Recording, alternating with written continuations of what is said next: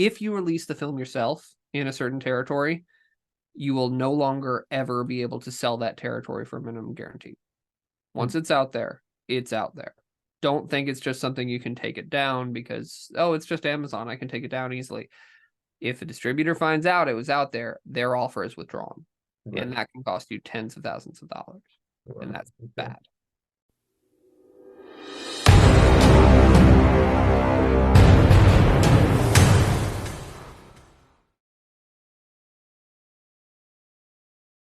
What can a filmmaker expect, even if they've been in the business for a long time, but maybe someone like myself who's been acting for a few decades now and has been writing for, close to the same amount of time, but they're trying to master or be a master of their own domain a bit and dip into this. What can a first time sort of feature film producer or writer who's introducing you to producers expect versus a more seasoned film producer? Is there a differential there in terms of what's the best approach, kind of launching in that way? Yeah. If you're a first-time producer, it's going to be a massive learning experience for you. I generally say it's film school 2.0, Right. basically, when you're making your first feature.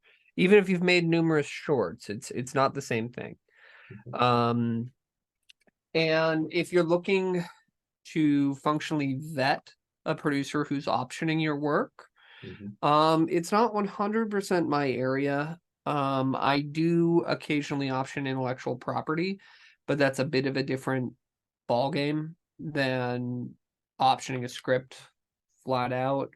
Most of the time, the producer approaches me after they already have the rights to the script. That's kind of my minimum prerequisite, unless I'm noting a script that the director or producer already wrote themselves from an original IP. But the biggest thing you can do is just look at their IMDb and see what they've done. And it comes back down to the same tool set you'd use to vet your sales agent, and that's verifying that they are who they say they are and verifying that they can actually get things done. I mean, it's not exactly a secret that there are a lot of frauds and charlatans in this industry. And that's the kind way of saying it. Because I'm assuming you still want this to monetize on YouTube. So Right. Well, yeah, and kind of alluding to what you were saying there, it's, I mean, there's outright theft too, and then I'm not naming names or picking on anybody to say that, but I've been in enough rooms to talk about how some films got made, and you think they were made by the person who would be in the credits, and you find out that film, which will remain nameless, was written by someone else, and it was completely, they didn't cover themselves. They didn't protect themselves, I guess. And that was one of the, why some of those lessons were shared with me by some of the people in the room. And say, just, make sure you cover yourself because it's an unscrupulous business at times. And oh yeah. yeah. No, I'd say it's more than at times, frankly. Right. Yeah, there was an exact example I could think of on that, but no, I can't. Right. So I think I can't tell the exact story anyway, because I mean, look, part and parcel of being a producer, as well as perhaps especially being an executive producer, sales agent, producer's rep, or distributor, is holding a lot of information you're not supposed to have, because you basically have sources that you can't reveal, and it is almost vital for success in certain ways. It's how we find out, oh, I heard this buyer's looking for exactly this thing I have. I should reach out, even though we haven't talked in a few years, Right. basically. It's the same process, and you also get some other actionable intelligence, if I wanted to say it using big words. Right. So Right. All right. Well, and maybe I'll kind of, before we get to the sort of closing off portions of this, I'm just wondering if you have any key advice that you give to filmmakers, that sort of, from whatever direction, but just in your experience, to get someone like yourself excited about working with them. And I know we've kind of touched on that earlier, but are there specifics about what's sort of a maybe versus a this is something you really want to grab onto and run with? What would you advise sort of a filmmaker or a writer, I guess, who's sort of trying to put that package together with someone, what is going to get you more amped up about something? A big part of this does come down to relationship and viewing both the sales agent and the filmmaker as a person, and really just striking up a rapport Right. is going to help you. And that's probably the best thing you can do if where you are is script stage, because just pretty much everybody in the sales and distribution end isn't going to be too interested.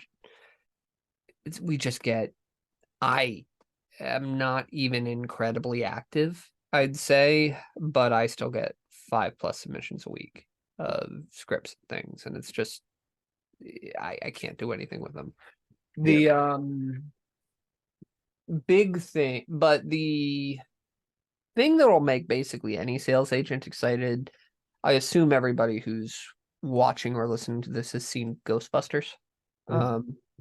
And there's that one scene where Bill Murray is in the back working on something, and then Sigourney Weaver walks in and starts talking about it, and then Bill Murray pokes his head up and then just basically runs and vaults the gate between the sitting there. That's how every single sales agent or acquisitions person looks when somebody says, I have a completed animated family comedy. That's just what we all do. Right, right. So that's going to get anybody excited. Those aren't easy to have, but a lot of it just comes down to, do you have something we can sell? And do you have something that is easy for us to sell? Like, I believe titling's important here. One of the best titles that just will never leave me is Zombie with a Shotgun. Oh yeah, I recall. I don't know if I Yeah. saw that, but I know I saw the title and I thought, what the heck is that? I mean, it's like, it's just what we're all looking for, and it's so specific. Like Cocaine Bear, Mhm. similar. And now there was also Meth Gator, Right. which was at Con this year, and it was like, this is not surprising but hilarious. Yeah. The or like, so really what we're looking for is something that makes our jobs easy to sell, something that's online with, that is in line with what our buyers are looking for. And that just comes down to genre positioning. And if you do spend a little bit of extra money to make an awesome trailer or a Mhm. poster, it will help you. Yeah. Your sales agent is less likely to recut your trailer if they don't have to than they are to remake your poster. Most of the time, we pretty much have to remake the poster just to make sure it fits the exact lineup that we are going for.